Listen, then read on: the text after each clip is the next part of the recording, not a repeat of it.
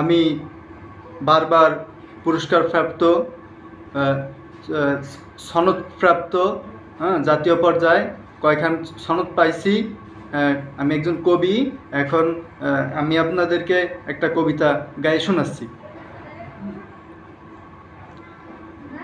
ওই দেখা যায় বট গাছ, ওই আমাদের গা, ওইখানেতে বাস করে শিয়াল কুত্তা ছা।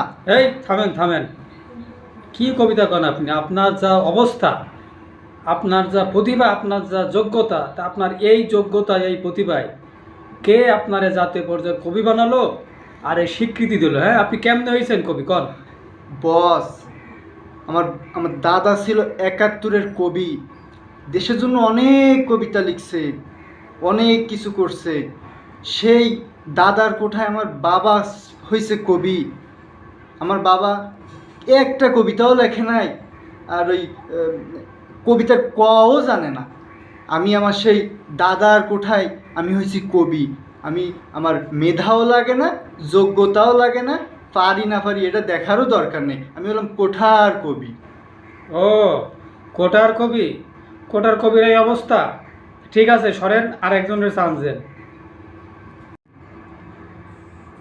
আমি জাতীয় পর্যায়ের পুরস্কারপ্রাপ্ত, সনদপ্রাপ্ত, পুরস্কারপ্রাপ্ত একজন গায়িকা।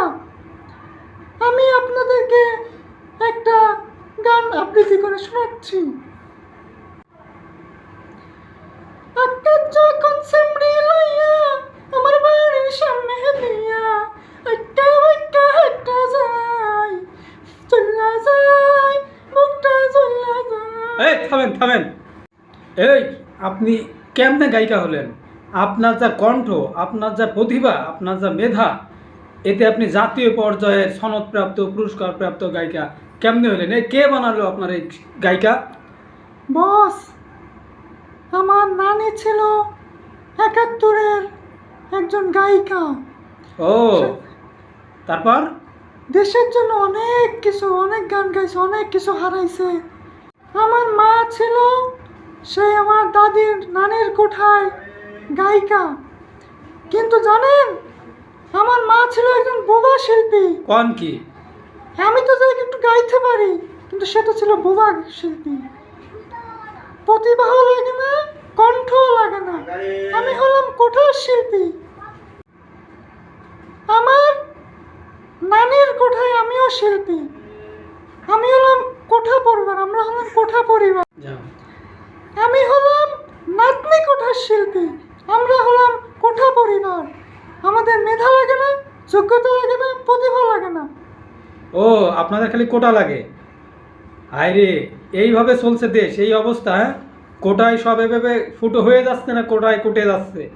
ঠিক আছে, এখন আপনি যান, আরেকজনের সুযোগ দেন।